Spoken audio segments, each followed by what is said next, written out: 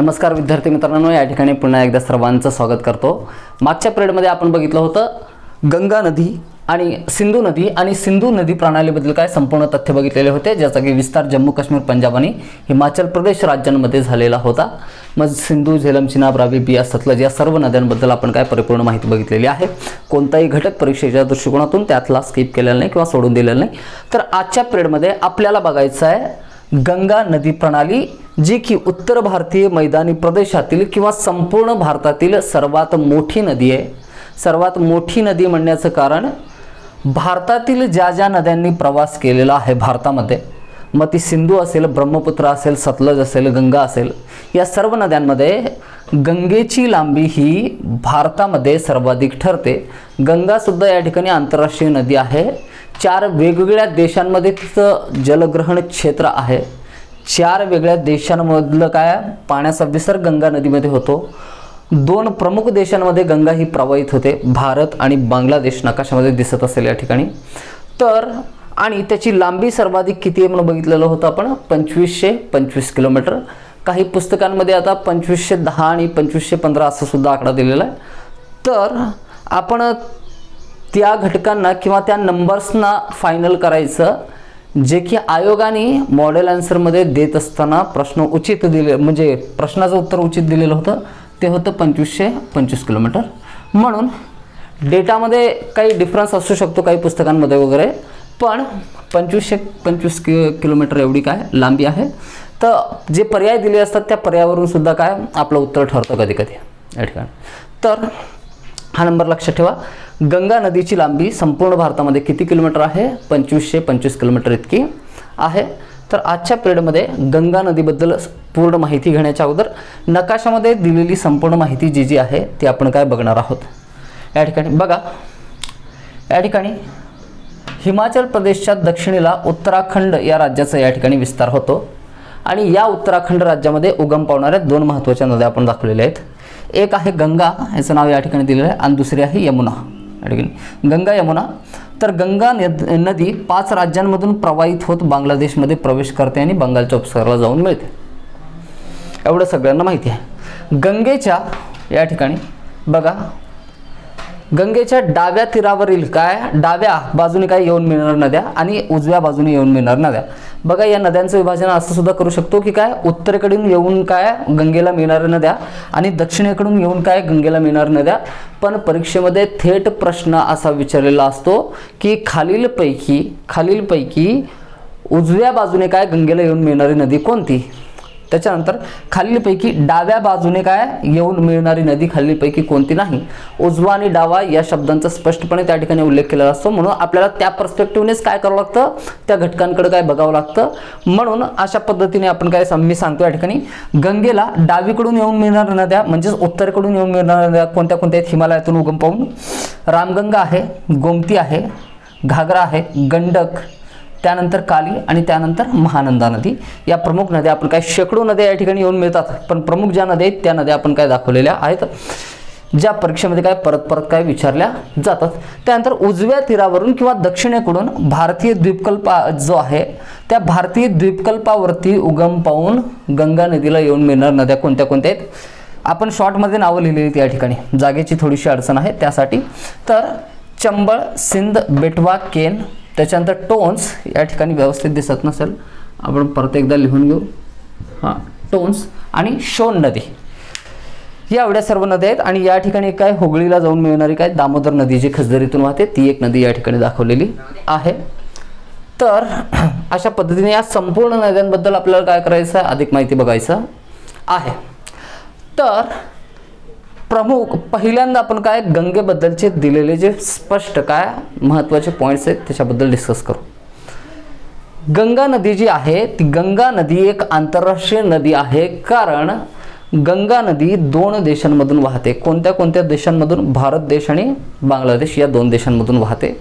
मात्र गंगेचं या ठिकाणी खोरं जे आहे किंवा गंगेचं या ठिकाणी वॉटर अटॅचमेंट एरिया जो आहे किंवा ज्याला काय म्हणतात जलग्रहण क्षेत्र, म्हणजे बघा एखाद्या नदीचं खोरं जे तयार होतं, खोरं कशाला म्हणतो, समजा एक मुख्य नदी अशा पद्धतीने काय प्रवाहित होते त्या भूप्रदेशाच्या ज्या ज्या भागामधून त्या नदीला काय इतर उपनद्या येऊन मिळतात. उपनद्यांच्या देखील उपनद्या असू शकतात या ठिकाणी. तर ओढे, कालवे, तलाव जे असतील, पाण्याचे झरे जे असतील, त्यांचं पाणी जे आहे एका प्रमुख काय उपनदीला येऊन मिळतं, परत त्या उपनद्या येऊन एका मुख्य नदीला मिळतात. आणि एखाद्या प्रदेशातील जी मुख्य नदी असते तर या नदीचं हे जे संपूर्ण ही नदी ज्या भागातून या नदीला काय पाण्याचा विसर्ग होतो, पाणी येऊन मिळतं, त्या संपूर्ण प्रदेशाला त्या मुख्य नदीचं काय म्हणतो आपण खोरं असं म्हणतो. तर गंगा नदीचं खोरं हे भारतातील सर्वात मोठं खोरं आहे. हे प्रतीत करणारे आकडे सुद्धा या ठिकाणी आहेत. 2011च्या जनगणनेनुसार 44 ते 45% लोकसंख्या जी आहे भारताच्या एकूण लोकसंख्येपैकी about 44 to 45% of percentage of total population of India, एकूण लोकसंख्येच्या 45% लोकसंख्या गंगेचं जे खोरं आहे गंगेच्या काय खोऱ्यामध्ये काय या ठिकाणी राहतात. एवढं मोठं या ठिकाणी काय गंगा नदीचं खोर आहे. आणि शेतीसाठी काय सुपीक प्रदेश असल्या कारणानं, उद्योगधंदे असल्याच्या कारणानं या भागामध्ये काय लोकांची गर्दी जी आहे, लोकांची घनता जी आहे ती जास्त आहे. राहिलेल्या भागांमध्ये काय इतर 55% लोकसंख्या या ठिकाणी काय करते राहते. तर गंगा नदीचं या ठिकाणी काय खोरं लक्षात आलं. गंगा नदी जी आहे त्या गंगा नदीला 4 देशांमधील काय वेगवेगळ्या उपनद्यांमार्फत काय पाण्याचा विसर्ग होतो. कोणते कोणते देश आहेत. एक पहिला भारतामधून बऱ्याच उपनद्या या ठिकाणी येतात आणि गंगेला काय मिळतात. बांगलादेशमधून बऱ्याच नद्या या ठिकाणी येऊन मिळतात. नेपाळमध्ये उगम पावणाऱ्या काय बहुतांश नद्या ज्या डाव्या तीरावरून काय डावीकडून गंगा नदीला येऊन मिळतात, त्या सर्व जवळपास 80% नद्या काय एकतर नेपाळमध्ये उगम पावतात किंवा चायनामध्ये तिबेटियन भागामध्ये उगम पावून नेपाळ मार्फत या ठिकाणी काय वाहत येऊन गंगा नदीला मिळतात. तर कोणते कोणते देश झाले. हे झालं इंडिया, त्याच्यानंतर बांगलादेश, त्यानंतर नेपाळ आणि त्याच्यानंतर चायना. बघा एवढा विस्तृत प्रदेश आहे गंगा नदीच्या काय खोऱ्याचा. आता आपल्याला अभ्यास करत असताना मात्र काय गंगेचं जे खोरं भारतामध्ये येतं त्याचा विशेष करून अभ्यास करायचा आहे आणि बांगलादेशच्या संदर्भात थोडासा करायचा आहे. तर आणि भारतातील एकूण 5 राज्यांमध्ये काय गंगा नदी प्रवाहित होते. किती राज्यांमध्ये. 5 राज्यांमध्ये. कोणते कोणते आहेत बघा. उत्तराखंडमधून नदी उत्तरेकडून काय दक्षिणेकडे वाहत येते आणि हरिद्वार या ठिकाणी गंगा ही नदी हरिद्वार या ठिकाणी काय मैदानी प्रदेशामध्ये प्रवेश करते. हरिद्वारमध्ये आली म्हणजेच काय गंगा नदी शिवालिकवरून उतरून या ठिकाणी लघु हिमालय शिवालिकमधून उतरून उत्तरेकडून ती उत्तर भारताचं जे विशाल मैदानी होतं त्या विशाल मैदानी प्रदेशामध्ये या ठिकाणी प्रवेश करते. तर त्यानंतर उत्तराखंडमधून ती प्रवेश करत करत उत्तर प्रदेशमध्ये जाईल. उत्तर प्रदेशमधून पुढे तिचा काय जो प्रवाह आहे तो बिहारमध्ये प्रवेश करतो आणि थोडीशी गंगा नदी ही काय झारखंड राज्यामधून सुद्धा काय प्रवाहित झालेली आहे आणि शेवटी पश्चिम बंगाल राज्यामधून होत ती कुठं जाते बांगलादेशमध्ये प्रवेश करते. आणि पश्चिम बंगालमध्ये आल्याच्या नंतर या गंगेची एक प्रमुख वितरिका दक्षिण दिशेला प्रवाहित होते ज्याला की हुगळी नाव असं आहे. आपण मागच्या 2 ते 3 व्हिडिओमध्ये ज्या ठिकाणी नदीचा संदर्भ आलेला होता त्या ठिकाणी या हुगळी नदीचा काय केलेला आहे उल्लेख केलेला आहे. लक्षात असतील पॉईंट. तर 5 राज्यांमधून गंगा नदी प्रवाहित होते. मात्र एकूण 11 प्रदेश म्हणजे सर्व राज्य आणि केंद्रशासित प्रदेशांचा समावेश करून एकूण 11 प्रदेशांमधील काय पाण्याचा विसर्ग गंगा नदीला होतो. भारतातील म्हणतोय केवळ भारतातील 11 प्रदेश या ठिकाणी. कोणते कोणते आहेत ते. हे 5 तर झाले. हे 5 कोणते कोणते आपण या ठिकाणी लिहून घेऊ.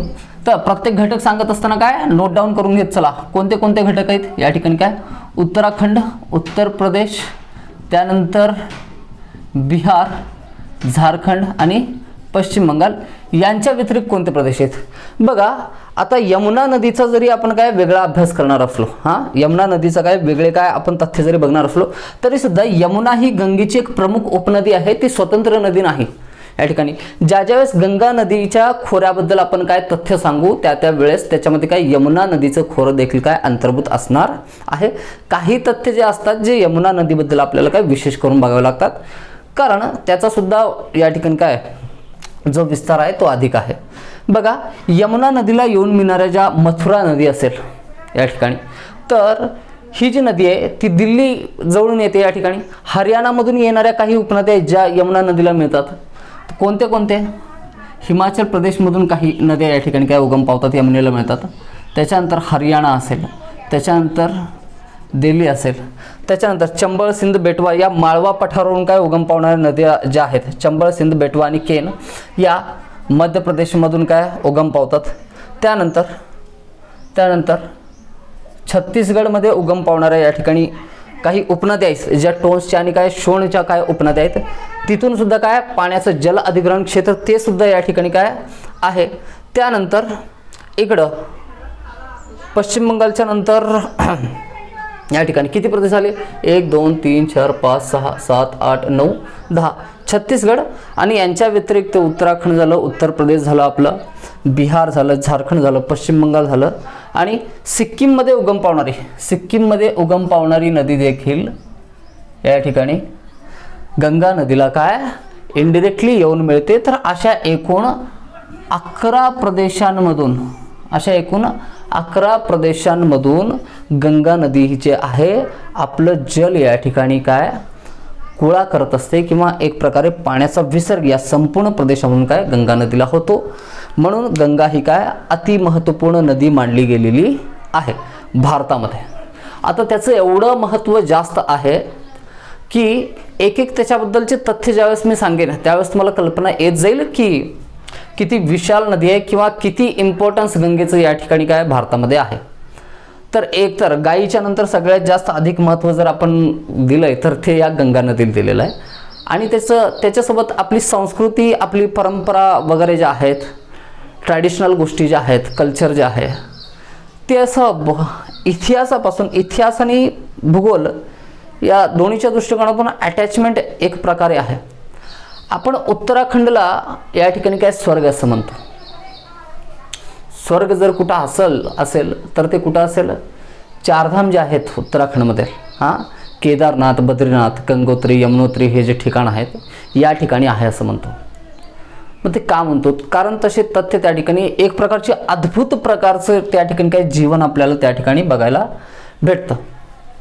तर नेक्स्ट पॉईंट आपण बघूया। बघा, आता आपण बघणार आहोत गंगा नदी जी आहे, तर गंगा नदीचं उगमाचं ठिकाण कोणतं आहे, गंगेची निर्मिती कुठून होते, कोणत्या स्थानिक प्रदेशांमध्ये गंगा नदीला वेगवेगळ्या नावांनी ओळखलं जातं, त्या सर्व तथ्यांबद्दल आणि गंगेच्या इतर सर्व उपनद्या ज्या आहेत या सर्व तथ्यांवरती प्रश्न विचारले जातात। तर त्या एक घटकाबद्दल आता काय करू आपण, काय डिटेल्स बघू। तर या ठिकाणी प्रत्येकाने लिहून घेत या ठिकाणी काय करायचं आहे, लक्ष ठेवायचं आहे। बघा, उत्तराखंडमध्ये 2 या ठिकाणी काय हिमनद्या आहेत किंवा ग्लेशियर आहेत। कोणत्या नावाचे? एक गंगोत्री ग्लेशियर आणि एक यमुनोत्री ग्लेशियर। तर यमुनोत्री जे आहे या ठिकाणी यमुनोत्री हिमनदीतून यमुना नदी उगम पावते आणि गंगोत्रीमधून जी नदी उगम पावते प्रमुखतः त्या नदीला गंगा असं नाव आहे। काय सांगतोय? यमुनोत्री या हिमनदीतून उगम पावणारी नदी यमुना आहे आणि मुख्यतः गंगोत्री या ग्लेशियरमधून जी नदी उगम पावते त्या नदीच्या त्या प्रमुख प्रवाहास गंगा असं नाव पडलेलं आहे। पण जर आपण डिटेलमध्ये जाऊन बघितलं तर गंगा हा 2 नद्या ज्या आहेत उत्तराखंडमध्ये उगम पावणाऱ्या आपण या ठिकाणी दाखवलेले आहेत।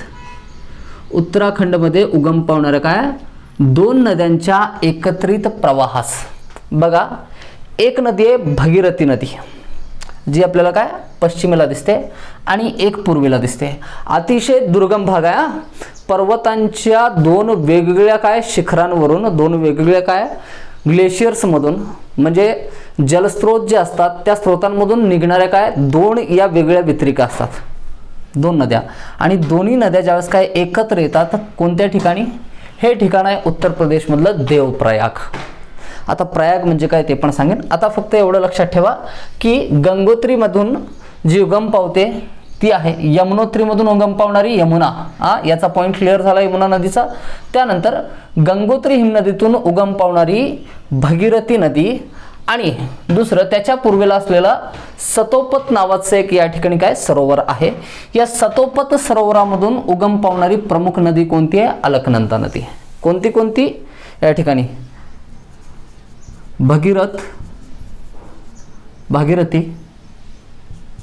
भागीरथी आणि अलकनंदा. आता या ठिकाणी नोट्स बनवायची बघा. नोट्स बनवण्यापेक्षा तुम्ही डायग्राममध्ये जेवढं व्यवस्थित समजावून घ्याल आणि माहिती जी आहे एक कोरा कागद घ्यायचा आहे ज्याच्यावरती नकाशा काढायचा आहे आणि त्या नकाशामध्येच जास्तीत जास्त माहिती फिलअप करण्याचा प्रयत्न करा. जिथं तुम्हाला थोडंसं एक्सप्लेनेशनची आवश्यकता आहे, घटक थोडासा काय अवघड वाटेल त्या ठिकाणी काय नोट्स लिहून घ्यायला काय हरकत नाही. तर गंगोत्रीमधून उगम पावणारी भगीरथी आणि सतोपत सरोवरातून उगम पावणारी अलकनंदा जी आहे त्या दोघांचे प्रवाह जे आहेत ते देवप्रयाग या ठिकाणी आपण दाखवलेला आहे. 5 क्रमांकाचं जे काय नंबर दिलेला आपण तो 5 क्रमांक देवप्रयाग म्हणून काय नाव दिलेलं आहे. तर हा जो प्रयागाचं ठिकाण आहे, प्रयाग म्हणजे संगम, ज्या ठिकाणी 2 वेगवेगळ्या नद्या एकत्रित येतात आणि एकमेकांना मिळतात, त्याला संगमाचं ठिकाण किंवा पवित्र ठिकाण असं संबोधतो. जसं की दक्षिणेमध्ये काही नद्या आहेत, कर्नाटकमध्ये एक कुडल संगम म्हणून ठिकाण आहे जिथं सुद्धा काय नद्या एकत्र येतात. कुडल संगम म्हणजे ज्या ठिकाणी काय नद्या एकत्र आलेल्या आहेत त्यांचा संगम झालेला आहे. तर अशा प्रकारे उत्तर भारतामध्ये ज्या ठिकाणी उत्तराखंडमध्ये ज्या ठिकाणी नद्या एकत्र येऊन त्यांचा संगम झालेला आहे त्या संगमालाच काय म्हणतात? प्रयाग असं म्हणतात. तर असे पंचप्रयाग आहेत उत्तराखंडमध्ये. किती प्रयाग आहेत? पंचप्रयाग. सर्वचे सर्व प्रयाग आपल्याला बघायचे आहेत. ज्या ठिकाणी भगीरथी आणि अलकनंदा एकत्र येतात त्याला काय म्हणतो आपण? हे सगळ्यात शेवटचं प्रयाग आहे देवप्रयाग. तर देवप्रयाग पासून अलकनंदा आणि भगीरथी यांच्या एकत्रित प्रवाहास गंगा असं नाव आहे. आणि इथून गंगा काय देवप्रयाग पासून संपूर्ण बांगलादेशमध्ये प्रवेश करेपर्यंत या नदीला गंगा नदी म्हणूनच काय ओळखलं जातं. हा गंगा नदीचा विस्तार. आता उत्तराखंडमध्ये हे जे अलकनंदा नदी आहे, या अलकनंदा नदी देवप्रयाग येथे भगीरथी नदीला जाऊन मिळेपर्यंत वेगवेगळ्या इतर आणखीन 4 नद्या या ठिकाणी काय करतात? अलकनंदाला वेगवेगळ्या तीरांवरून येऊन मिळतात. डावीकडील तीरावरून काही, उजवीकडील तीरावरून काही नद्या येऊन मिळतात, तर डावीकडील तीरावरून येऊन काही नद्या मिळतात. नदीचा जर काय या ठिकाणी काय मुख जर काय दक्षिणावर्ती असेल, दक्षिणेकडे वाहत असेल तर त्याची डावी बाजू आणि त्याची उजवी बाजू काय अशा पद्धतीने असेल.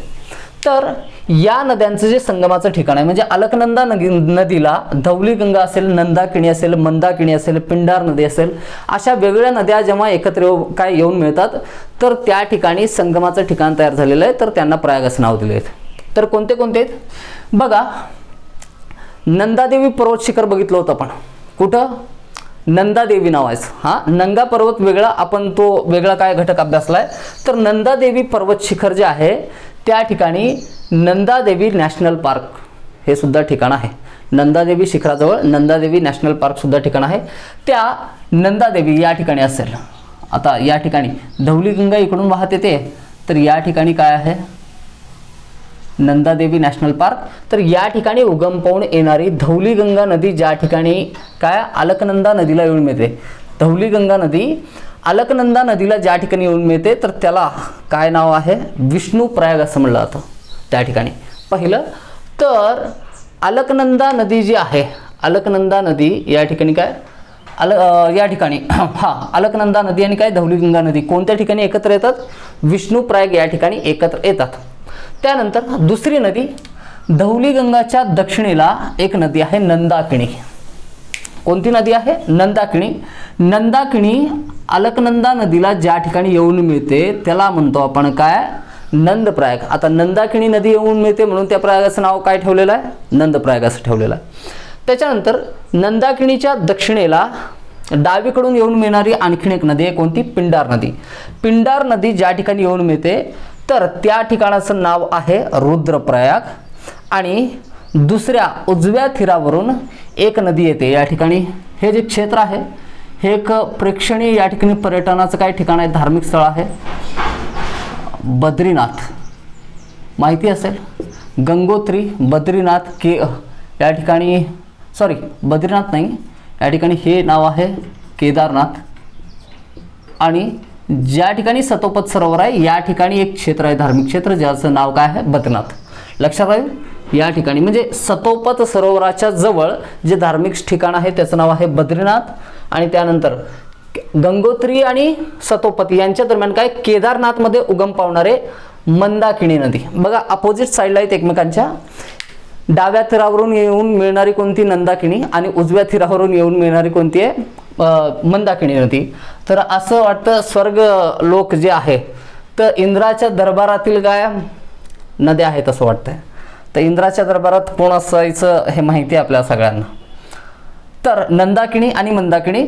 तर मंदाकिनी ज्या ठिकाणी येऊन मिळते अलकनंदा नदीला तर ते ठिकाण आहे रुद्रप्रयाग आणि सगळ्यात शेवटी अलकनंदा आणि भागीरथी नदी ज्या ठिकाणी एकत्र येतात ते ठिकाण आहे देवप्रयाग आणि याच देवप्रयाग ठिकाणापासून अलकनंदा आणि भागीरथी नदी यांच्या एकत्रित प्रवास काय म्हणून ओळखलं जातं गंगा नदी म्हणून ओळखलं जातं. परत एकदा बघा ज्या ठिकाणी अलकनंदा नदी आणि धौली गंगा नदी एकत्र येतात ते ठिकाण आहे कोणतं विष्णुप्रयाग. त्याच्यानंतर नंदाकिनी आणि अलकनंदा नदी, नंदाकिनी आणि अलकनंदा नदी ज्या ठिकाणी एकत्र येतात एवढंच लक्षात ठेवायचं. संगमाचं ठिकाण आणि त्याला कोणतं प्रयाग नाव असं दिलेलं तर ते आहे नंदप्रयाग.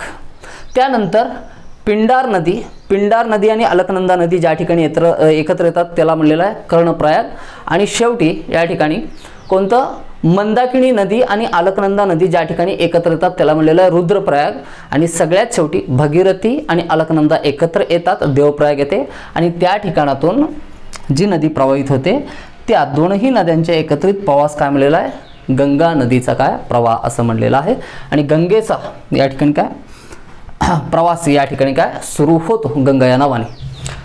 त्याच्यानंतर बघा गंगा नदी ज्यावेळेस काय देवप्रयागमधून काय पुढं निघते तर त्यावेळेस आणखीन एक महत्त्वाचं ठिकाण आहे त्याच्या पुढं एक अतिशय प्रेक्षणीय असं धार्मिक स्थळ आहे ज्याचं नाव काय आहे ऋषिकेश.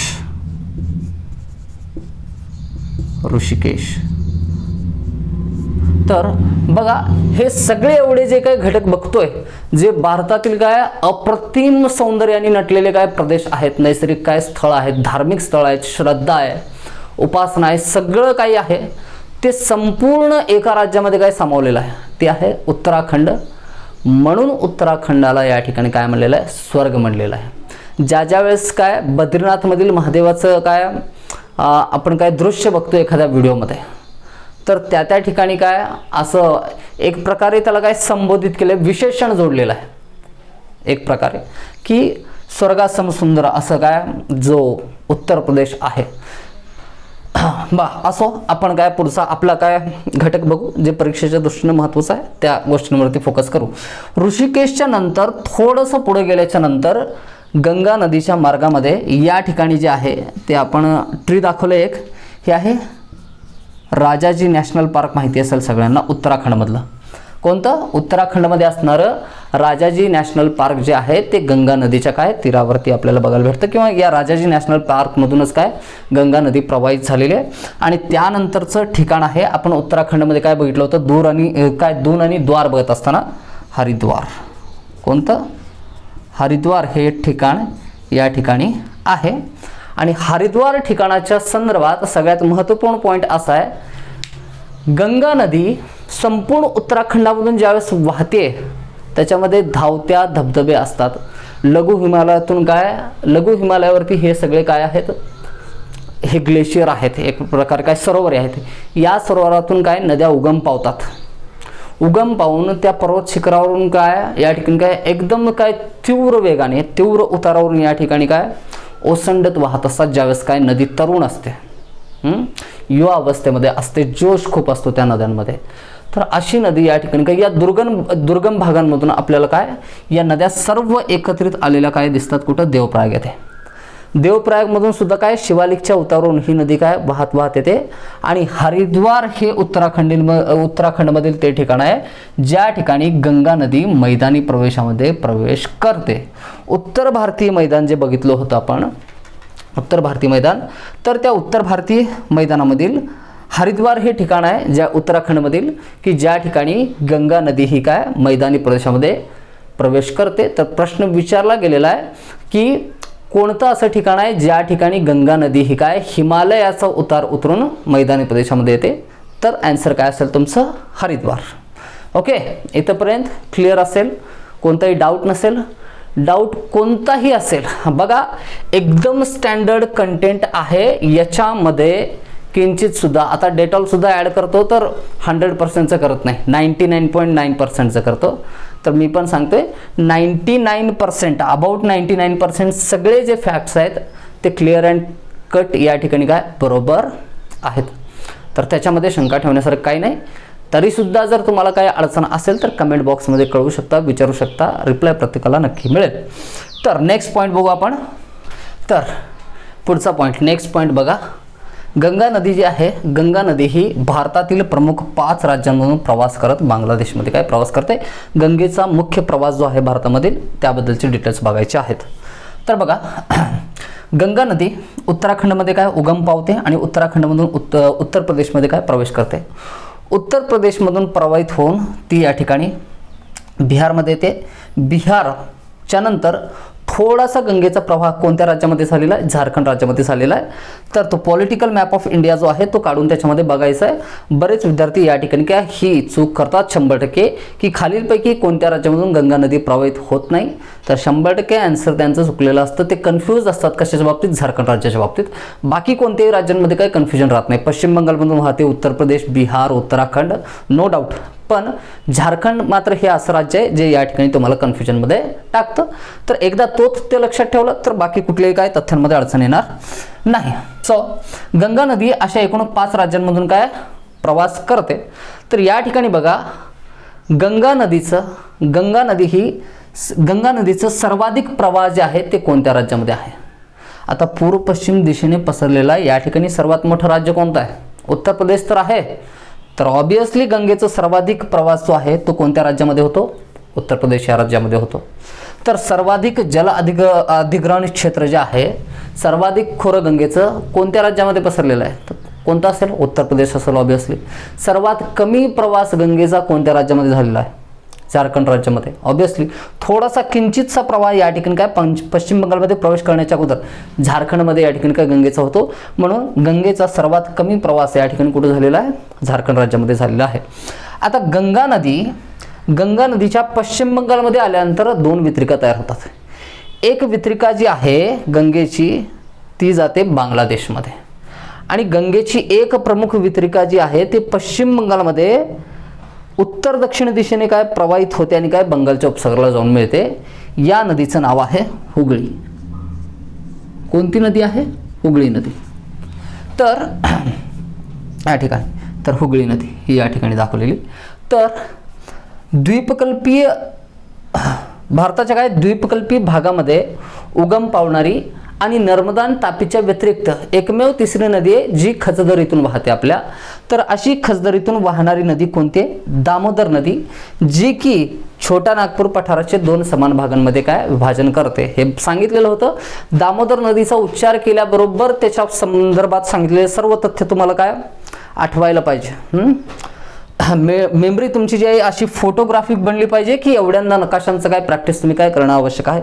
तर ही दामोदर नदी पश्चिम पूर्व दिशेने प्रवाहित होऊन हुगळी नदीला मिळते आणि ती काय हुगळी नदीमार्फत काय बांगलादेशातील बंगालच्या उपसागराला जाऊन मिळते. तर गंगा नदीचा तो प्रवाह जो बांगलादेशमध्ये प्रवेश करतो, गंगा नदीचा तो प्रवाह जो बांगलादेशमध्ये प्रवेश करतो त्याला बांगलादेशमध्ये प्रवेश केल्याच्या नंतर पद्मा असं म्हणलेलं आहे. काय म्हणलेलं आहे नाव, पद्मा असं म्हणलेलं आहे. तर ही पद्मा नदी जी आहे या पद्मा नदीला मानस सरोवरामध्ये उगम पावून पूर्व दिशेला काय प्रवाहित होणारी जी ब्रह्मपुत्रा नदी आहे, ज्याला चीनमध्ये सांगपो म्हणतात, अरुणाचल प्रदेशमध्ये ज्याचं नाव काय दिहांग नदी असं आहे. तर हीच दिहांग नदी म्हणजेच काय ब्रह्मपुत्रा नदी बांगलादेशमध्ये प्रवेश करून पद्मा नदीला येऊन मिळते. मात्र या ठिकाणी गंगा नदीचं नाव जे पद्मा बनलेलं आहे ते नाव बदलत नाही. मात्र एक तथ्य त्या ठिकाणी लिहून घ्या, ब्रह्मपुत्रा नदी जेव्हा बांगलादेशमध्ये प्रवेश करते तेव्हा ब्रह्मपुत्रा नदीला काय म्हणतात बांगलादेशमध्ये? जमुना नदी असं म्हणतात. कुठं? बांगलादेशमध्ये.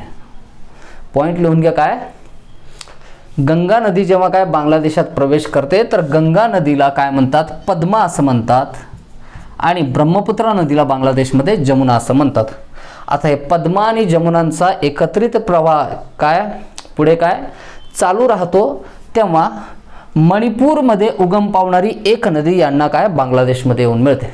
मणिपूरमध्ये उगम पावणारी एक नदी बांगलादेशमध्ये प्रवेश करून या पद्मा आणि जमुनाच्या काय एकत्रित प्रवाहाला काय येऊन मिळते, ज्याला की पद्मा म्हणतो. तर बराक नदी येऊन मिळाल्याच्या नंतर, ज्या ठिकाणी बराक नदी येऊन मिळते तर बराक नदी येऊन मिळाल्याच्या नंतर जो प्रवाह आहे तर त्या नदीला मेघना नदी असं म्हटलेलं आहे. त्या नदीला नाव काय आहे? मेघना नदी. या ठिकाणी ही जी नदी काय आपण या ठिकाणी दाखवलेली आहे तर त्या नदीला मेघना असं म्हणलेलं आहे. तर लक्षात आले, गंगा नदीची एक वितरिका पश्चिम बंगाल राज्यामध्ये हुगळी नावाची बंगालच्या उपसागराला जाऊन मिळते आणि जो प्रवाह बांगलादेशमध्ये प्रवेश करतो गंगेचा त्याला पद्मा असं म्हणतात. पद्माला या ठिकाणी अरुणाचल प्रदेश आसाममधून प्रवाहित होणारी काय ब्रह्मपुत्रा नदी येऊन मिळते. आता या ठिकाणी पद्मा आणि ब्रह्मपुत्राचा एकत्रित प्रवाह पुढे जातो आणि काय मणिपूरमधून त्यांना एक बराक नदी येऊन मिळते. तर ती बराक नदी मिळाल्याच्या नंतर त्याच्या पुढील जो प्रवाह आहे गंगा नदीचा त्याला काय म्हणलेलं आहे? मेघना नदी म्हणलेला आहे. आणि ब्रह्मपुत्रेला बांगलादेशमध्ये जमुना नदी असं म्हटलं जातं. हे एवढे सारे या ठिकाणी काय तथ्य आहेत गंगा नदीच्या संदर्भात. त्याच्यानंतर या ठिकाणी जी मेघना नदी आहे म्हणजेच गंगा आणि काय ब्रह्मपुत्रेचा एकत्रित प्रवाह असं त्याचा उच्चार करू आणि याच्यानंतर काय त्याच पद्धतीने काय घटक बघू. पॉइंट लक्षात राहतील. तर नेक्स्ट, ब्रह्मपुत्रा आणि गंगा नदी यांच्या एकत्रित प्रवाह ज्या ठिकाणी बांगलादेशमध्ये काय बंगालच्या उपसागराला जाऊन मिळतो त्या ठिकाणी त्यांनी त्यांच्या मुखाशी खूप मोठ्या अशा विशाल अशा त्रिभुज प्रदेशाची निर्मिती केलेली आहे.